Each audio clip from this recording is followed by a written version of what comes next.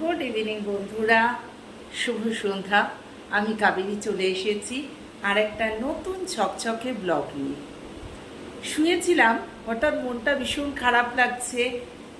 যখন দেখি কোনো ব্লগের ভিউ হচ্ছে না, তখন কিন্তু ভীষণ মনটা খারাপ লাগে।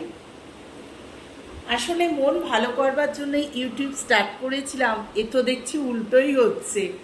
খালি টেনশন হয়, দেখি ভিউ হয়েছে কিনা, সাবস্ক্রাইব কেউ করেছেন কিনা, না করলেই মনটা খারাপ হয়ে যায়। আর যেদিন সাবস্ক্রাইব করে সব বন্ধুরা বা ভালো ভিউ হয়, সেদিন মনটা ভীষণ ভালো লাগে, কাজে যেন এনার্জি ফিরে পায়, জানো তো। আর যেদিন ভিউ হয় না ভালো, সেদিন যেন কাজ করতেও ভাল লাগে না, রেগে যায়, একটু বিরক্ত হই সবেতে। যাই হোক, সেই জন্য উঠে পড়লাম, ভাবলাম যে হাঁটতে তো যাব 6:30টার সময়, তো 6টার সময় তোমাদের সাথে একটু কথা বলে নিই আর কিছু জিনিস তোমাদের সাথে শেয়ার করি। মাঝে মাঝে অনেক জিনিস কিনে ফেলি, জানো। কিছু জিনিস আমি ইউজ করেছি আর কিছু করা হয়নি, ভাবলাম তোমাদের সাথে একটু শেয়ার করে নিই, তোমাদের একটু দেখাই, তাহলে হয়তো আমার মনটা একটু ভালো লাগবে। বন্ধুরা, এত কষ্ট করে আমরা ব্লগগুলো বানাই, প্লিজ একটুখানি খুলে দেখো। কত রিকোয়েস্ট করছি গত 1 বছর ধরে। আমি যে কিছু কিছু ব্লগ হয়েছে 500-র ওপর, সবাই দেখেছে আর কি, খুব ভালো লাগছে। আর যেখানে দেখেন না আপনারা, সেখানে মনটা খুব খারাপ লাগে।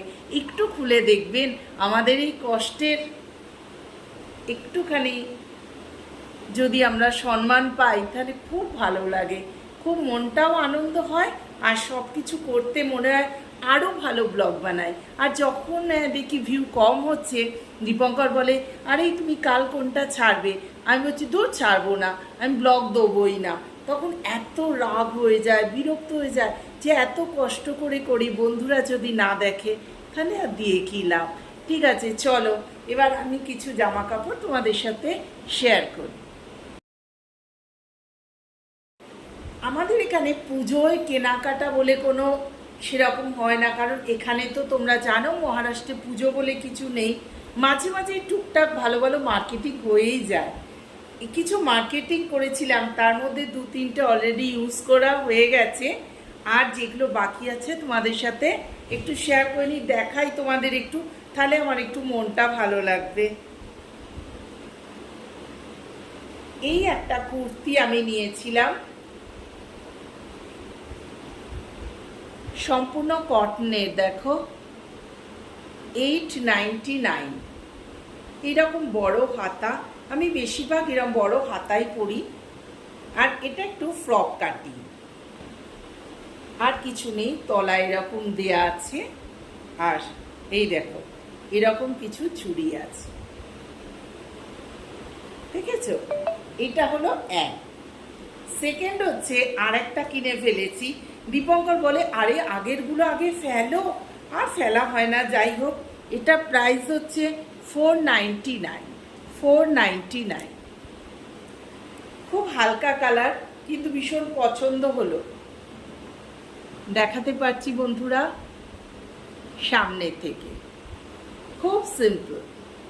এরম হাতায় একটুখানি দেয়া আছে, পুরোটাই এরকম, তলায় কিছু নেই, খুব সিম্পল।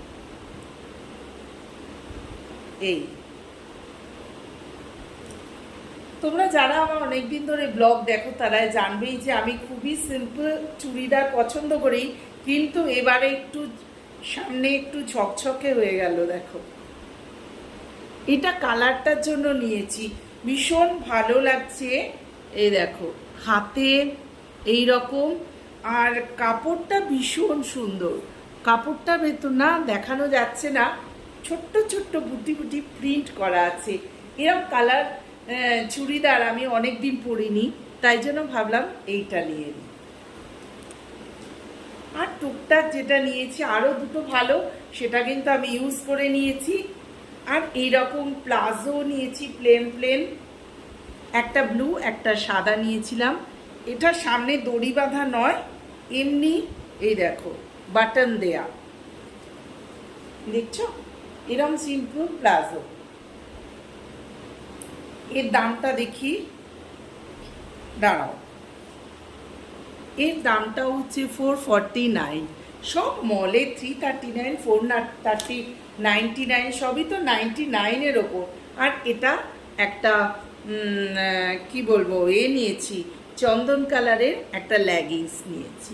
এটা দরকার ছিল এই টুকটাক, আর বললাম তো তোমাদের দুটো জিনিস ইউজ করে নিয়েছি। আজকে এই পর্যন্তই, আর ব্লগটাকে বড় করছি না, কারণ তোমাদের দেখার সময় তো নেই বন্ধুরা। তাই জন্য ছোট ছোট ব্লগ দিই। দীপঙ্কর অনেক রাগ করে, এইটুকু ব্লগ দিচ্ছ কেন, কিন্তু কি করবো, আমি বলছি বন্ধুরা এতেই দেখে না। তো যাই হোক, এই ছোট্ট ব্লগটা যদি তোমাদের ভালো লেগে থাকে তো do like, share and subscribe my channel Kaberi জীবন কথায় তোমাদের স্বাগত। হ্যাঁ, আর বন্ধুরা তোমরা কিন্তু দেখতে ভুলবে না, আরও ভালো ভালো এক্সাইটিং ব্লগ আসতে চলেছে তোমাদের সামনে। হ্যাঁ, টাটা।